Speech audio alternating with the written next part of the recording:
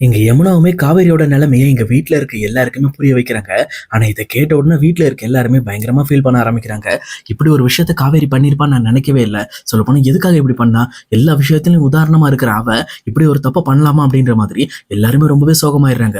அதே நேரத்துல இத நம்ம இப்படியே விடக்கூடாது. கண்டிப்பா வந்து விஜய் கிட்ட இத பத்தி நம்ம கேட்டே ஆகணும் அப்படிங்கிறதுக்காக எல்லாருமே அங்கிருந்து கிளம்புறதுக்கு தயாராயிட்டு இருக்காங்க. அதே நேரத்துல இன்னொரு பக்கம் இங்க விஜய்மே அங்க கார்ல இருந்து வந்துட்டு இருக்கும்போது இங்க காவேரிக்கு கால் பண்றாரு. பண்ணது மட்டும் இல்லாம, "என்ன காவேரி, லக்கேஜ் எல்லாம் பேக் ஆயிடுச்சா?" அப்படின்ற மாதிரி இந்த பக்கம் அவங்க கொடைக்கானல் போறதுக்கான ட்ரிப் பிளான பத்தி அவர் யோசிச்சு இந்த பக்கம் வந்து காவேரி கிட்ட ஒரு கேள்வி கேட்டுட்டு இருக்காரு. ஆனா இங்க காவேரியோட மனசுலயுமே இன்னையோட நமக்கு எல்லாமே முடிய போகுது. அவர் நம்மள வீட்ட விட்டு கிளப்புறதுக்காக தான் இப்படி எல்லாம் கேட்கிறாருன்னு சொல்லி ரொம்பவே வருத்தப்பட ஆரம்பிக்கிறாங்க. பட் இருந்தாலும் இந்த பக்கம் காவேரியுமே எல்லாமே பேக் ஆயிடுச்சுங்க, ரெடியா தான் இருக்கு அப்படின்றாங்க. உடனே விஜயுமே, "ஓகே காவேரி, ரெடியா இரு, நான் வந்துட்டேன், வீட்டு பக்கம் வந்துட்டேன்" அப்படின்ற மாதிரி சொல்லிட்டு இந்த பக்கம் விஜயுமே டைரக்டா எங்க வீட்டுக்கு வராரு. அதே நேரத்துல இங்க காவேரியுமே எங்க விஜய் கூட இருந்த ஞாபகங்கள்லாம் நினைச்சு பார்க்க ஆரம்பிக்கிறாங்க. சொல்லப்போனா அவங்க அக்ரிமெண்ட்ல இல்லாத மாதிரி அவங்க 2 பேருமே ரொம்பவே அந்யோன்யமா இருந்திருப்பாங்க. அது மட்டும் இல்லாம அன்பை பரிமாறிக்கிட்டது. இந்த மாதிரி விஜய் கிட்ட இவங்க ரொம்ப கஷ்டப்படுற டைம் அவங்க பேசினது, இந்த மாதிரி எல்லா விஷயங்களையும் பத்தி நினைச்சு பார்க்கறாங்க. அதே நேரத்துல விஜய் எப்பவுமே படுத்து தூங்குற அந்த தலவாணியுமே கொஞ்சம் ஏக்கத்தோட பார்க்க ஆரம்பிக்கிறாங்க. சொல்லப்போனா இந்த மாதிரி என்கிட்ட அக்கறையா இருக்கிற மாதிரி என்கிட்ட நடிச்சுட்டு இப்ப கடைசியில என்ன இந்த வீட்டை விட்டு வெளியில அனுப்ப போறீங்கல்ல அப்படின்ற மாதிரி ஒரு மனநிலையோட அவங்களுமே தன்னோட பேக்கோட வெளியில கிளம்பி வராங்க. அதே நேரத்துல விஜயுமே, "ஓகே காவேரி வந்தா நம்ம கொடைக்கால் கிளம்பிடலாம்" அப்படின்னு சொல்லிட்டு அவங்களுமே தயாராகி நின்றுட்டு இருக்காங்க. அதே நேரத்துல இங்க கரெக்டா காவேரி வெளியில வர்றதுக்கும் இன்னொன்னு இங்க யமுனாவோட வீட்டுல இருந்து ஆளுங்க வர்றதுக்கும் எல்லாமே பக்காவான டைமிங்கா இருக்கு. அதே நேரத்துல விஜயுமே, "என்னாச்சு, எதுக்காக வந்திருக்கீங்க குமரன், என்ன ஃபேமிலியோட வந்திருக்கீங்க" அப்படின்ற மாதிரி கேட்கறாங்க. அதே நேரத்துல இங்க யமுனாவோட அம்மாவும் பயங்கரமா அழ ஆரம்பிக்கிறாங்க. இதை பார்த்தோன்னு விஜயுமே, "என்ன அத்தை, எதுக்காக அழுறீங்க, ஏதாவது பிரச்சனையா" அப்படின்ற மாதிரி குமரன்ட்ட கேட்கறாங்க.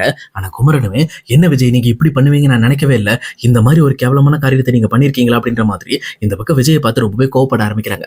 அப்ப விஜய்க்குமே ஒண்ணுமே புரியல. "இருங்க, நீங்க சொல்ல வர விஷயம் எனக்கு ஒண்ணுமே புரியல" அப்படின்னு சொல்லிட்டு இருக்காங்க.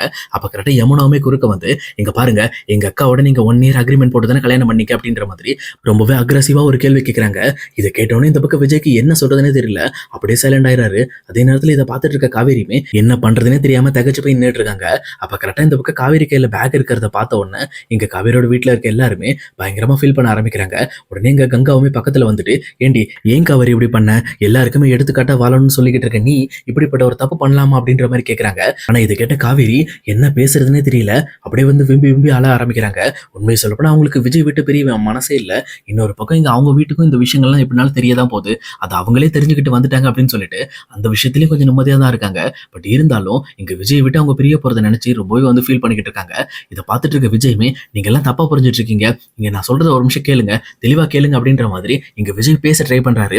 ஆனா குமரோட ரொம்பவே கோவப்பட்டுட்டு இந்த மாதிரி காவேரி பேக்கோட வந்ததை பார்த்துட்டு, "ஏன் விஜய், உங்களை என்னோட ஒரு சகோதரர் மாதிரி நினைச்சிட்டு இருந்தேன், ஆனா நீங்க இப்படிப்பட்ட ஒரு வேலையை பண்ணுவீங்க நான் நினைக்கவே இல்லை. நீங்க சொல்லுங்க முதல்ல, இந்த மாதிரி காவேரியோட நீங்க அக்ரிமெண்ட் மேரேஜ் பண்ணீங்களா இல்லையா" அப்படின்ற மாதிரி இங்க குமரன் மறுபடியுமே கோபத்தோட கேட்கிறாரு. இது கேட்ட விஜயுமே, "இருங்க நான் சொல்றேன்" அப்படின்னு சொல்லிட்டு சொல்றாரு. ஆனா இங்க குமரனுமே, "நீ முதல்ல எனக்கு சொல்லு, நீ முதல்ல அக்ரிமெண்ட் மேரேஜ் பண்ணியா இல்லையா" அப்படின்ற மாதிரி திரும்ப திரும்ப கேட்டுட்டு இருக்காரு.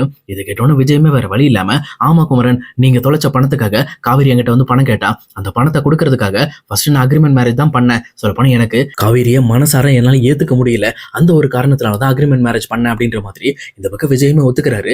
இதை கேட்டோன்னு குமரன் ரொம்பவே கோவப்பட்டு இந்த பக்கம் வந்து விஜயோட சட்டையை பிடிச்சி, "என்னடே, உன்னை எவ்வளவு நம்பினேன், இந்த அளவுக்கு ஒரு கேவலமான விஷயத்தை பண்ணிட்டியடா" அப்படின்னு சொல்லிட்டு இந்த பக்கம் விஜயை ஒரு அடியமா அடிக்கிறாரு. இதை பார்த்தோன்னே இங்க விஜய்க்குமே, "குமரன், நீங்க வந்து ரொம்ப ஓவரா போயிட்டு இருக்கீங்க, நான் சொல்றத ஒரு நிமிஷம் கேளுங்க, நான் முதல்ல தெளிவா பேசுறேன்" அப்படின்ற மாதிரி இங்க விஜயுமே பேச ட்ரை பண்றாரு. ஆனா அவரை பேச விடாம இந்த பக்கம் வந்து யமுனாவோட வீட்டுல இருக்க எல்லாருமே ரொம்பவே சத்தம் போட ஆரம்பிக்கிறாங்க. அப்ப கரெக்டா வந்து காவேரியோட அம்மாவுமே, "என்ன மாப்பிள்ள, உங்களை நான் எவ்வளவு நம்பி இருந்தேன், சொல்லப்போனா நீங்க எங்க குடும்பத்துக்கு ஒரு கார்டியன் மாதிரி இருப்பீங்க, எங்களுக்கு தேவையான எல்லா விஷயங்களும் நீங்க செஞ்சு கொடுப்பீங்கன்னு சொல்லிட்டு நிறைய விஷயங்களை உங்களை நம்பியிருந்தேன், ஆனா நீங்க இப்படிப்பட்ட ஒரு துரோகம் பண்ணிட்டீங்களா" அப்படின்னு சொல்லிட்டு பயங்கரமா ஃபீல் பண்ணி அழ ஆரம்பிக்கிறாங்க. இதை பார்த்துட்டு இருக்கிற காவேரிக்குமே என்ன பேசுறதுன்னே தெரியல. ஆனா இன்னொரு பக்கம் இது எல்லாத்தையுமே கவனிச்சிட்டு இருக்கிற ராகினிக்குமே சரியான சந்தோஷம். "அப்பா, நம்ம நினைச்சது வந்துருச்சு, இப்போ இந்த பிரச்சனை வந்து முத்தி போய் பிரச்சனையாகி இன்னைக்கே எல்லாரும் வெளியில போறாங்களா, ஓகே ஓகே, இன்னையோட எல்லா தொல்லையும் முடிஞ்சது" அப்படின்ற மாதிரி அவங்களுமே இங்க நடக்கிற சண்டை எல்லாத்தையுமே ரொம்பவே ரசிச்சு ருசிச்சு பார்த்துக்கிட்டு இருக்காங்க. அதே நேரம் இங்க சத்தம் கேட்டு வந்த தாத்தாவுமே, "இங்க பாருங்க, என்னாச்சு, என்ன பிரச்சனைங்க" அப்படின்ற மாதிரி அவருமே உள்ள வராரு.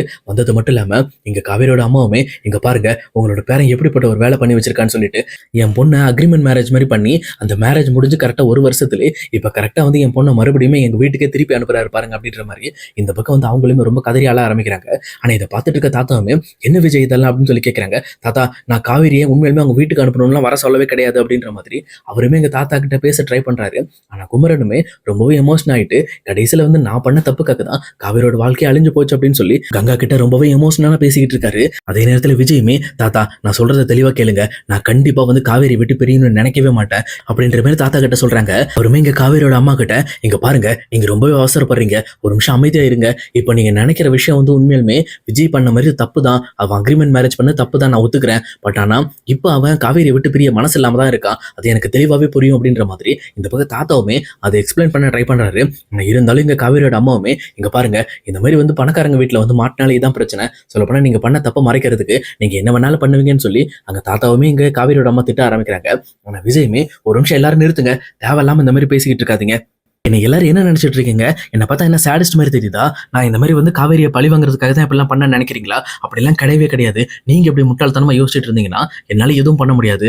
என் மனசுல எப்பவுமே காவேரி என்னோட மனைவி மட்டும்தான், எந்த ஒரு காரணத்தை கொண்டும் அவளை விட்டு நான் பிரியணும்னு நினைக்கவே கிடையாது. நீங்க தான் அப்படி பண்ணிட்டு இருக்கீங்க. உண்மையை சொல்லப்போனா நானும் காவேரியும் ஒரு தப்பு பண்ணம் தான், சொல்லப்போனா அக்ரிமெண்ட் மேரேஜ் போட்டு தான் கல்யாணம் பண்ணோம். ஏன் அப்படி பண்ண தெரியுமா, ஏன்னா என்னோட மனசுல வெண்ணிலா இருந்தா முதல்ல, அதனால வெண்ணிலாவை என்னால முழுசா என் மனசை விட்டு எடுக்க முடியல, அதனாலதான் அந்த கஷ்டத்தோட தான் இந்த பக்கம் இந்த கல்யாணம் பண்ணேன்.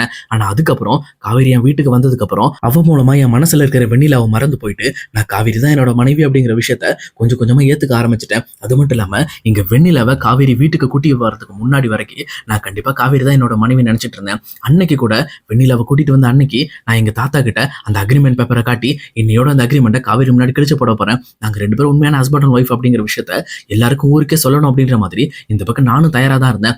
ஆனா கரெக்டா இங்க உங்களோட பொண்ணு தான் இந்த மாதிரி வெண்ணிலாவை கூட்டிட்டு வந்தா.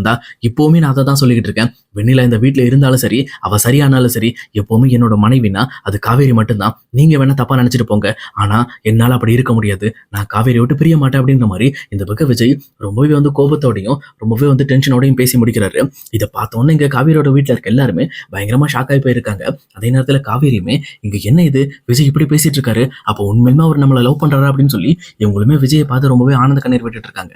அதே நேரத்துல இந்த பக்கம் வந்து விஜயுமே இப்ப கூட நான் இவங்களை இவ்வளவு நேரம் உங்ககிட்ட இப்படி ஹார்ஷா பேசினதுக்கு என்ன மன்னிச்சிருங்க, நான் வந்து இப்ப காவேரியை பேக் பண்ண சொன்னது கூட நான் காவேரியை கூட்டிட்டு ஒரு லாங் டிரைவ் போகலாம், கொடைக்கானல் போயிட்டு வரலாம் அப்படிங்கிறதுக்காக தான் நான் இதுக்காக வந்து காவேரியை பேக் பண்ண சொன்னேன். நீங்க தான் தப்பா புரிஞ்சுக்கிட்டீங்க, நான் பண்ணது தப்பு தான், ஆனா அந்த தப்புக்கு நீங்க காவேரி என்கிட்ட இருந்து தயவு செஞ்சு பிரிச்சிடாதீங்க, நான் காவேரி கூட தான் இருக்கணும்னு நினைக்கிறேன் அப்படின்ற மாதிரி இந்த பக்கம் விஜயுமே பயங்கரமா வந்து எமோஷன் ஆகி அழ ஆரம்பிக்கிறாரு. அதே நேரம் இதை பார்த்துட்டு இருக்கிற காவேரிக்குமே இங்க விஜய் தான் மேல உண்மையா இவ்வளவு அன்பு வச்சிருக்காரு, இவ்வளவு நாள் வந்து நான் விஜயை தப்பா புரிஞ்சுட்டு இருக்கோம் அப்படின்னு சொல்லி அவங்களுமே ஃபீல் பண்ணி அழ ஆரம்பிக்கிறாங்க. அப்ப இதை பார்த்துட்டு இருக்க ராகினிக்குமே என்னடா இது கதை அப்படியே ட்விஸ்டா போச்சு, விஜய் எல்லாத்தையும் சமாளிச்சு மறுபடியும் காவேரியை கூட்டிட்டு வந்துருவோம் போல இருக்கு அப்படின்னு சொல்லி யோசிச்சுட்டு இருக்காங்க. அதே நேரத்துல தாத்தாவுமே காவேரியோட அம்மா கிட்ட இப்ப விஜய் சொன்ன எல்லா விஷயமும் உண்மை, அவன் சொன்ன மாதிரி அன்னைக்கு கூட அந்த அக்ரிமெண்ட் கிழிச்சு போடவும் தயாரா தான் இருந்தான். ஆனா உங்க பொண்ணு வெண்ணிலாவை வீட்டுக்கு கூட்டிட்டு வந்தோம்னா இங்க விஜயோட மைண்டு கொலாப்ஸ் ஆச்சு. ஆனா அப்போ கூட அவன் தெளிவா தான் இருந்தான், கண்டிப்பா வெண்ணிலாவை சரி பண்ணி வெளியில அமிச்சிட்டு இங்க காவேரி கூட தான் வாழணுங்கிறத அவன் முடிவோட தான் இருந்தான்ற மாதிரி இந்த பக்கம் காவேரியோட அம்மாக்கு இங்க தாத்தாவுமே தெளிவா வந்து டீட்டெயிலா பேசிக்கிட்டு இருக்காரு. இதை கேட்டவொன்னே இந்த பக்கம் அவங்களுமே கொஞ்சம் நிம்மதி அடைகிறாங்க.